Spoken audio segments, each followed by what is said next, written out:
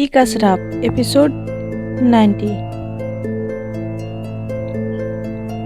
तनुजा कहती है मनोहर से, मैं तुम्हें क्षमा कर दिया मनोहर, उसमें तुम्हारी कोई गलती नहीं है। शायद मैं तुम्हारी जगह होती तो मैं भी वैसा ही करती जैसा तुमने किया। हाँ, तुमने अपने घर आए इस मेहमान को मुझे हमेशा से ध्यान रखा है, इस मेहमान को हमेशा से ध्यान में रखा है। अगली रात मानो एक इत्तेफाक ही था। उस रात से सब कुछ बदलने वाला था। उस रात सबके लिए काली रात थी।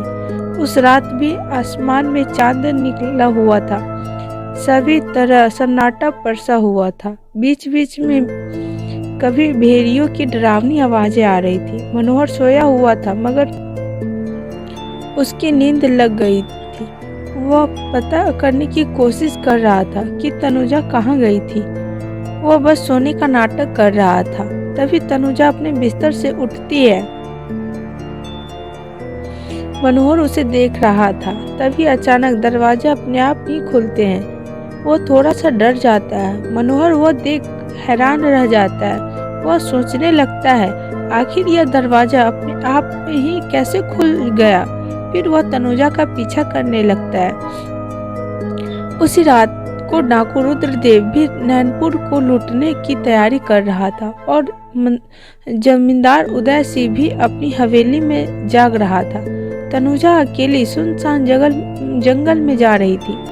उसके पैरों से पायलों की आवाज स्पष्ट सुनाई दे रहा था, छम छम छम, और मनोहर उसका पीछा कर रहा था। उसी समय उदय सिंह का एक आदमी भानोदय की नजर तनुजा पर पड़ी। वह वहीं पेड़ के पीछे छुप गया। वह सोच रहा था कि यह लड़की इतनी रात को अकेले कहाँ जा रही है। भानोदय जमींदार सिंह के हवेली ही जा रहा था।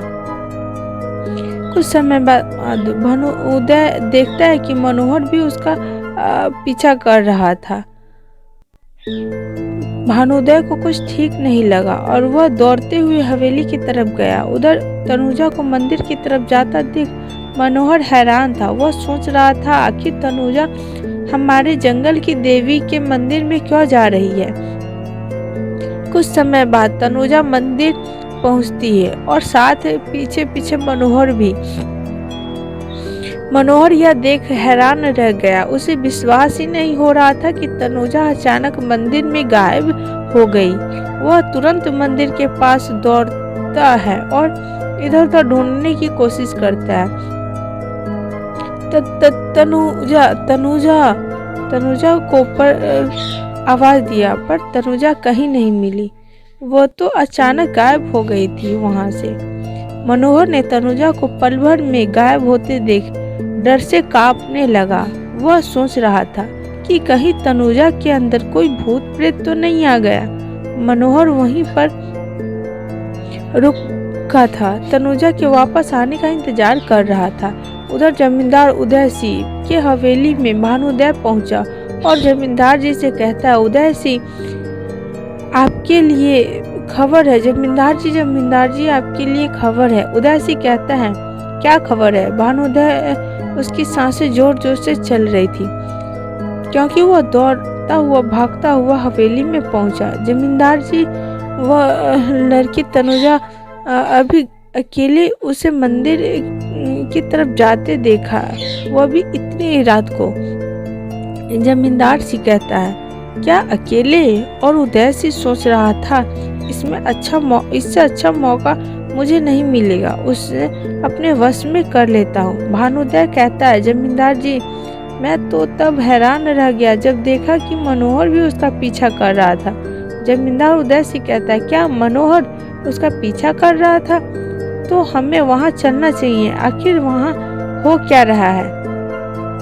फिर उदय सिंह और उसके कुछ लोग मंदिर की तरफ निकल गए मगर उदय सिंह का एक आदमी श्याम वहीं रुक जाता है। वह लालची किस्म का इंसान था। वह उदय सिंह के घर चोरी करना चाहता था उसी रात को, मगर उसकी किस्मत ने उसे धोखा दे दिया। उसी रात डाकू रुद्रदेव नैनपुर में आ जाता है उदय सिंह की हवेली में लूटने के लिए। इधर जंगल में तनुजा मंदिर से वापस आती है इंसानी रूप में। मनोहर उसे देख लेता है, वहां पर जाकर कहता है तनुजा के सामने, अच्छा तो तुम्हारा ये राज है, तुम अचानक हमारे घर से रात को उठकर यहाँ आती हो और मंदिर में कहीं छुप जाती हो। बताओ तुम यहाँ क्या करने आती हो, तुम कौन हो?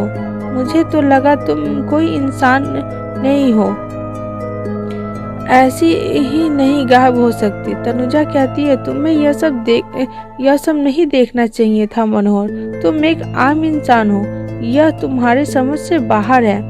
मनोहर कहता है क्या मतलब, मैं इंसान हूँ और क्या मेरी समझ के बाहर है? तुम मुझे बताओ तुम कौन हो और हमारे साथ रहकर क्या कर रही हो, तुम्हारा इरादा क्या है?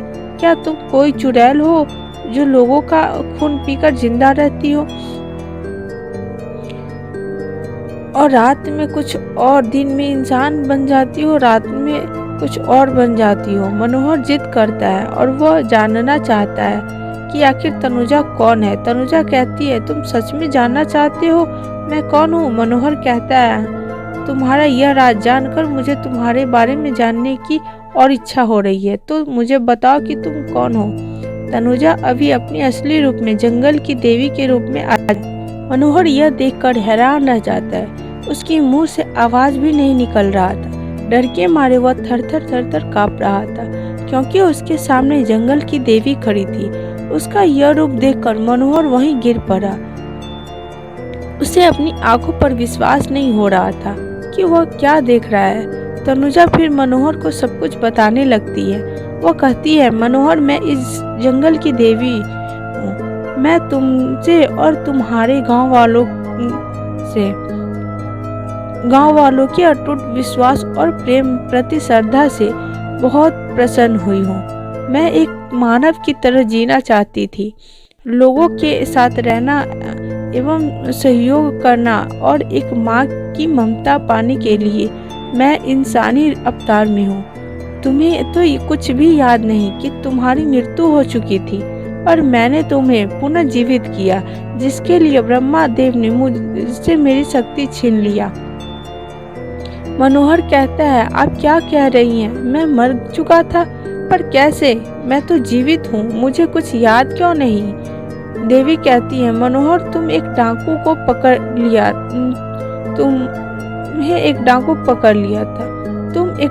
पकड़ लिया था। उसका बदला लेने के लिए रुद्रदेव ने तुम्हारी हत्या कर दी थी, पर तुम्हारी माँ के आंसू मुझसे देखी नहीं जाती। मुझसे एक माँ को रोता देखा नहीं गया और मैं तुमको जीवित किया।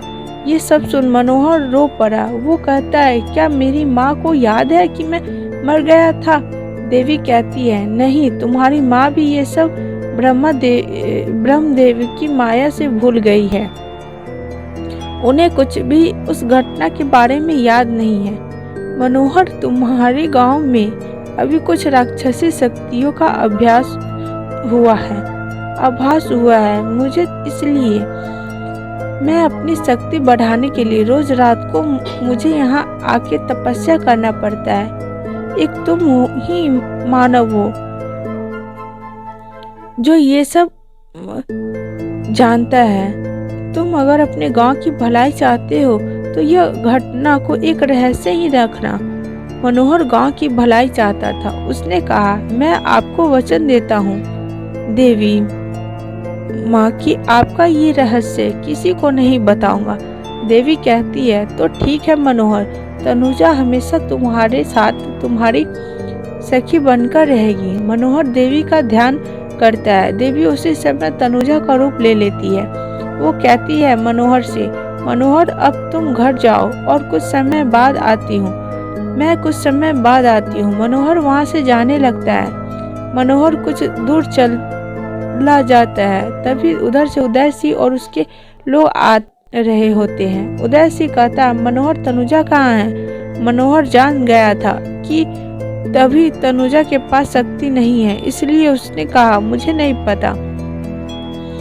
क्या उदय से तनुजा को ढूंढ पाएगा? वे मनोहर के साथ क्या करेगा? डाकू रुद्रदेव लूट पाता है? आखिर जंगल की देवी ने पूरे गांव को श्राप क्यों दिया? जानने के लिए सुनिए देवी का श्राप एपिसोड 20। तब तक के लिए इतना ही। जय हिंद, जय भारत, टेक केयर।